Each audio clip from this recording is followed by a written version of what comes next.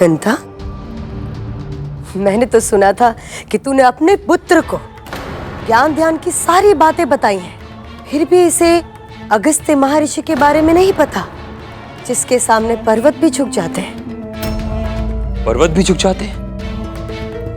तब तो ये महर्षि सचमुच अद्भुत है। इनके बारे में बताइए ना दीदी माँ। सप्त महान ऋषियों में से एक है महर्षि अगस्त्य।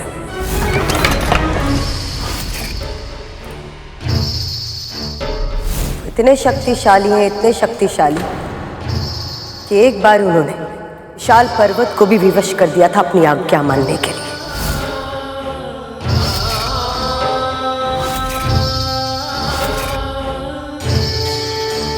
हम सब मानते हैं कि हिमालय सृष्टि का सबसे ऊंचा पर्वत है।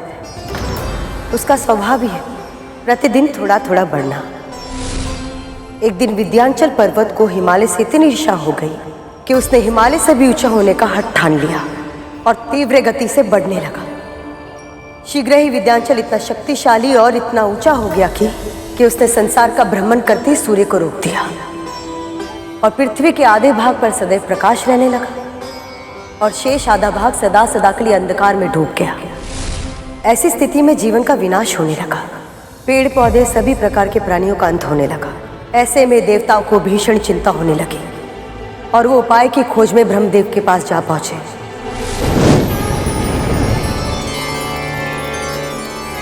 प्रणाम ब्रह्मदेव।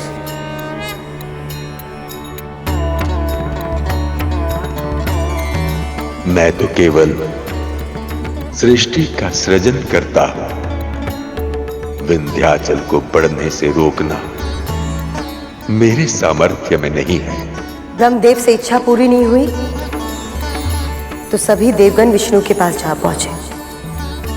प्रणाम विष्णु जी। सृष्टि में जो होता किसी न किसी कारण से ही होता और इसीलिए आपकी समस्या का समाधान करना मेरे लिए संभव नहीं।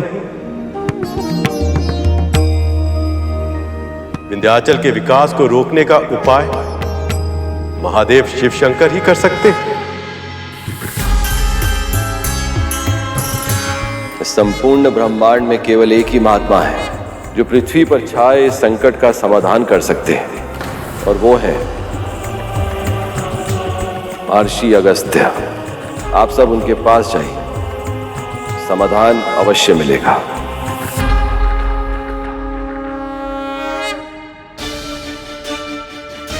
प्रणाम अगस्त्य ऋषि। विंध्याचल से भी बड़ा उसका अहंकार है। एक बार वो अहंकार समाप्त हो जाए तो आपकी समस्या अपने आप समाप्त हो जाएगी। पर उसका ये अहंकार समाप्त कैसे होगा?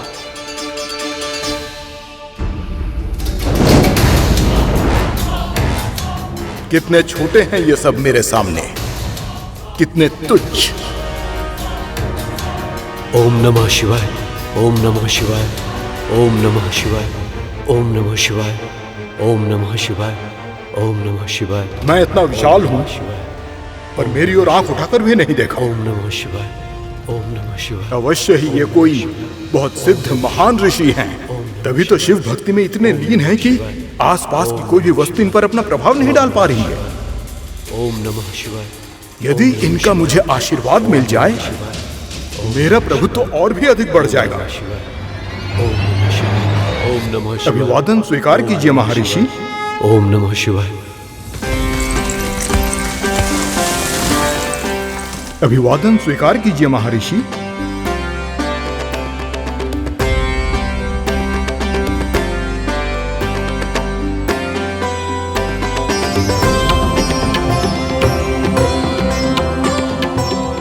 कितना मनोहर है ये सब, ये धरती, ये आकाश। इन्हीं सब से तो मेरी सुंदरता भी है। ऋषि श्रेष्ठ, मुझे दर्शन देने के लिए आपका बहुत बहुत धन्यवाद। कृपया बताएं, आपके सम्मान में मैं क्या कर सकता हूं? ऋषि अगस्त्य। मैं दक्षिण दिशा की ओर जा रहा हूं। पर्वत श्रेष्ठ, जब तक लौट कर नहीं आता हूं आप ऐसे ही रहिएगा, दंडवत प्रणाम की मुद्रा में। यही मेरा उचित सम्मान होगा। जो आज्ञा महर्षि। महर्षि अगस्त्य ने उस दिन के बाद फिर कभी विद्यांचल पार नहीं किया। वो वहीं दक्षिण में ही बस गए। पर उनकी असीमित शक्ति का प्रमाण देता है विद्यांचल पर्वत आज भी उनकी लौटने की प्रतीक्षा में वैसे ही है, दंडवत मुद्रा में भूमि पर लेटा हुआ। पर आज वो अभिमान से रहित है और सृष्टि के विकास में अपना योगदान दे रहा है। यह तो सचमुच बहुत महान ऋषि है। इनके दर्शन करना तो सौभाग्य की बात होगी। इतना अधीर मत हो गरुड़। अभी तक उनके व्यक्तित्व के एक ही पक्ष के बारे में जाना है तुमने, पर महर्षि अगस्त्य के व्यक्तित्व में बहुत कुछ ऐसा है जो सतह से नहीं दिखाई देता। उनके बारे में जानने के लिए गहराई में उतरना होगा। तेरे पिता महर्षि कश्यप बहुत शांत है। उन्हें देखते ही शीतलता का अनुभव होता है, किंतु वहीं दुर्वासा ऋषि, जिन्हें देखते ही क्रोध की अग्नि का अनुभव होता है, किंतु महर्षि अगस्त्य इन दोनों से भी विकट है। उनका व्यवहार अप्रत्याशित होता है। वो कब क्या करेंगे, किस पर प्रसन्न होंगे, किस पर क्रोधित होंगे और किसको अपना वरदान देंगे और किसको अपना श्राप, इसका अनुमान लगाना असंभव है। पिताजी और दुर्वासा ऋषि के सामने तो सावधान रहा जा सकता है, पर जिनकी प्रतिक्रिया का कोई अनुमान न लगा पाए, उनके सामने कोई कैसे व्यवहार करे? यही भूल उन दोनों ने भी की थी। आतापी वातापी के साथ क्या हुआ था, स्मरण है ना दीदी? ये कथा तो हमने भी नहीं सुनी माँ, बताइए ना, कौन थे आतापी वतापी? आतापी वतापी दो राक्षस थे। दोनों ने संसार में अपना आतंक मचाया हुआ था। एक दिन एक व्यापारी अपने घर लौट रहा था। उसे देख आतापी वितापी ने अपना रूप बदला और मायावी शक्ति से उस व्यापारी के साथ छल किया। फिर आतापी ने बोला, लगता है आप बहुत दूर से आ रहे हैं। मैं इस बकरे को खाने ही जा रहा था, वो तो शिव की कृपा से आपके साथ भेंट हो गई। आपको खाना खाने बिना नहीं जाने दूंगा मैं यहां से। मेरी कुटिया निकट ही है, आप आइए मेरे साथ।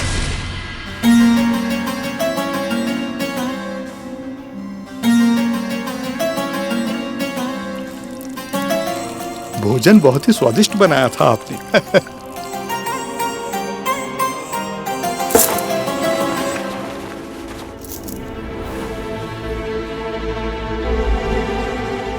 ये आपके लिए छोटी सी भेंट। बकरा बड़ा था, भोजन स्वादिष्ट, और भेंट ये इतनी छोटी सी। वातापी, समय हो गया।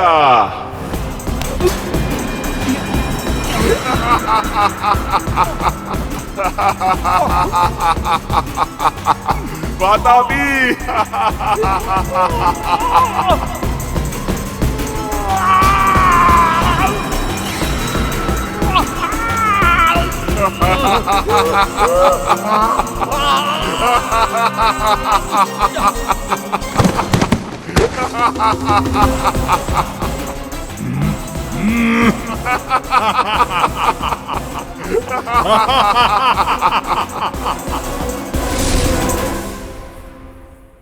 ये तो विचित्र माया है। पर माँ, महर्षि अगस्त्य की कथा का इनके साथ क्या संबंध है? एक दिन महर्षि अगस्त्य भी उसी मार्ग से जा रहे थे। ओम नमः शिवाय, ओम नमः शिवाय। तभी आतापी वातापी की दृष्टि उन पर पड़ी। ओम नमः शिवाय, ओम नमः शिवाय। पल भर में उनके मन में लोभ और जीवा में पानी आ गया। ओम नमः शिवाय, ओम नमः शिवाय। आतापी वातापी आज महाभोज का आनंद उठाएंगे। ये ढोल सब पेट फाड़ेंगे और स्वाद से खा जाएंगे। लगता है बहुत दूर से आए हैं ऋषिवर। देखिए, बिन भोजन मैं आपको जाने नहीं दूंगा। निकट ही मेरी कुटिया है, तो आइए।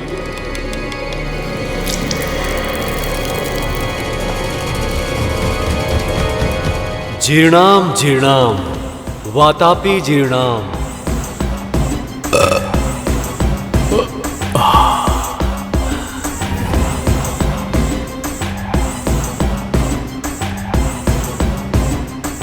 वातापी, वातापी, समय हो गया।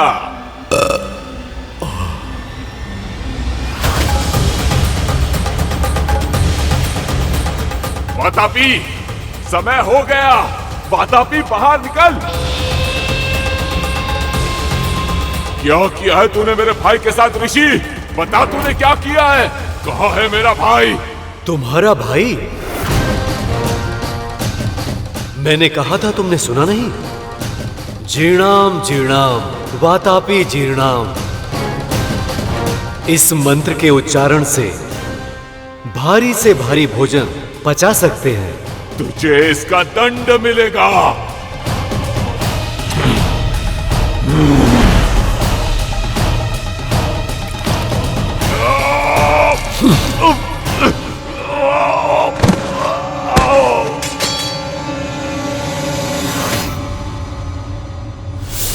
यदि अगस्त ऋषि इतने ही अप्रत्याशित हैं कि कब क्या करते हैं कहा नहीं जा सकता, तो क्या वो गरुड़ से प्रसन्न होकर इसे अपनी इच्छा से नोनी का साग देंगे? ये कार्य कठिन है, परंतु असंभव नहीं। महारानी, नोनी का साग मैं ले आऊंगा, तो भी समय से पहले।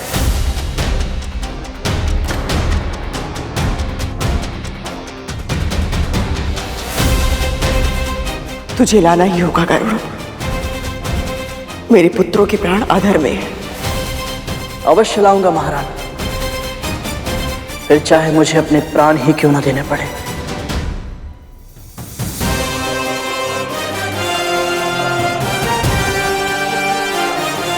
आज्ञा दीजिए।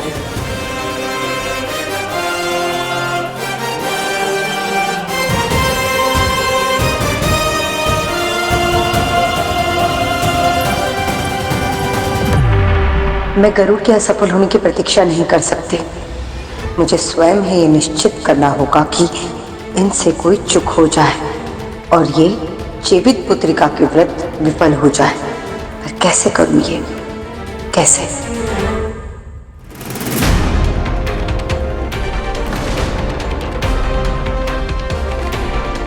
सूर्यदेव अस्त होने ही वाले हैं। मुझे शीघ्रता करनी होगी।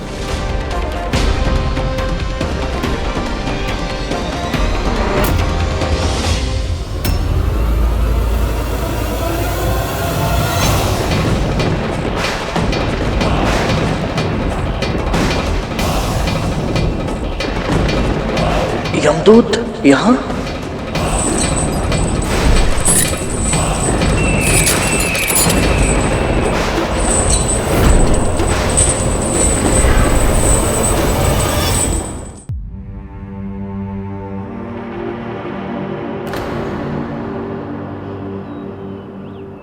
क्या देख रहा है गरुड़?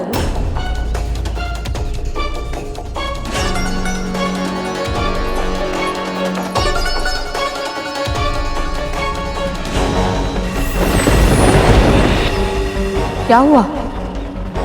बोल। पता नहीं मां, विचित्र सा भय लग रहा है। मैं जानता हूं मैंने क्रोध में आकर अपने भाइयों को कहा था, यदि उन्होंने आप पर अत्याचार किया तो मैं उन्हें ऐसी अवस्था में पहुंचा दूंगा कि वो ईश्वर से अपनी मृत्यु की कामना करेंगे। और आज जब सच में उनके प्राण संकट में है तो बोले गए शब्द धनुष से छूटे तीर की तरह होते हैं गरुड़। चाहकर भी उन्हें वापस नहीं लौटाया जा सकता।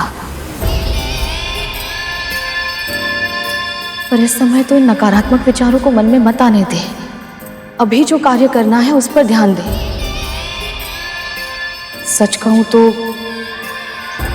इस आपदा में भी एक वरदान मिला है तुझे। हाँ गरुड़, महर्षि अगस्त्य से भेंट का अवसर किसी सौभाग्य से कम नहीं है। जब वो तेरे सामने आए ना, तो तू उन्हें दंडवत प्रणाम करना। तब तक भूमि से मत उठना जब तक वो तुझे आशीर्वाद ना दे दे। यदि उन जैसे महान ऋषि का वरद हस्त तेरे सर पर होगा तो तेरे भाइयों के साथ कोई अहित नहीं होगा। गहरी श्वास ले गरुड़, अन्य सभी चिंताओं को अपने मस्तिष्क से निकाल दे। अपने मन को विचार शून्य कर ले। केवल वर्तमान में जो कार्य करना है ना, उस पर ध्यान केंद्रित कर।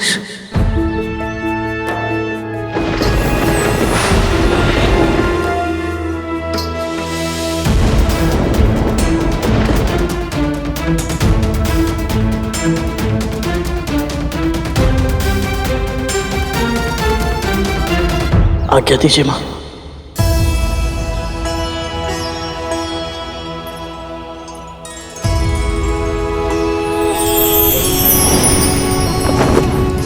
हे नारायण, इसे सफल बनाइए।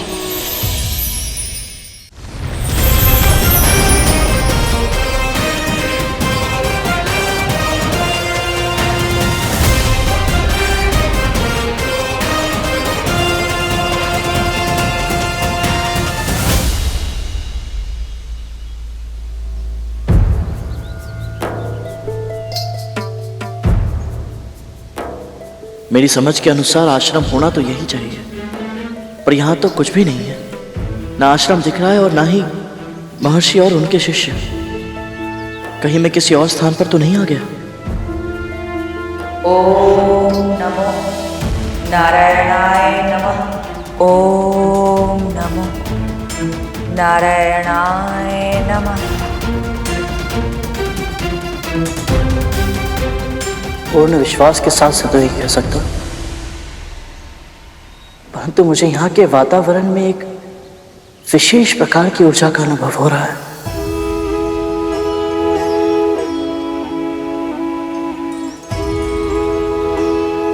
यदि आप सब महर्षि अगस्त्य की साधना शक्ति के साक्षी रहे हैं, तो कृपया मुझे भी उनकी आभा का दर्शन करवाइए। कोई संकेत दीजिए मुझे।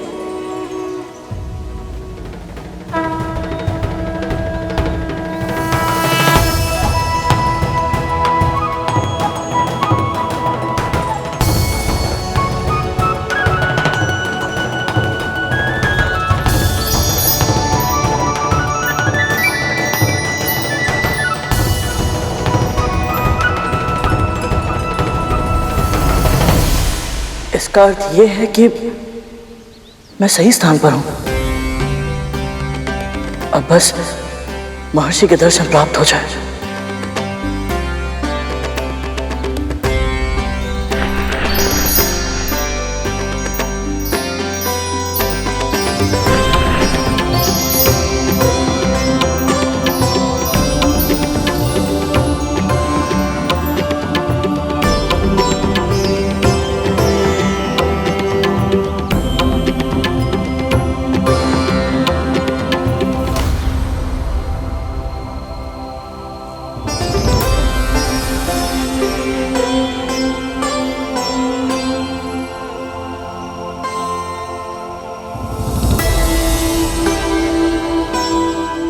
ओम नमः शिवाय।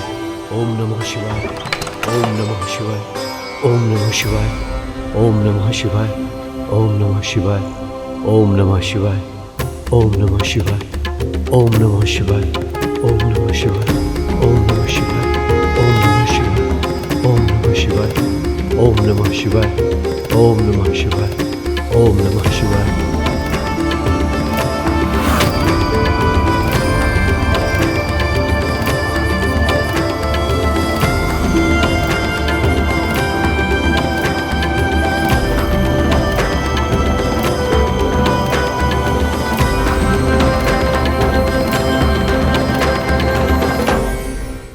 राज गरुड़ के साहस भरे कारनामे देखने के लिए चैनल को सब्सक्राइब करें और साथ ही बेल आइकॉन दबाना न भूलें।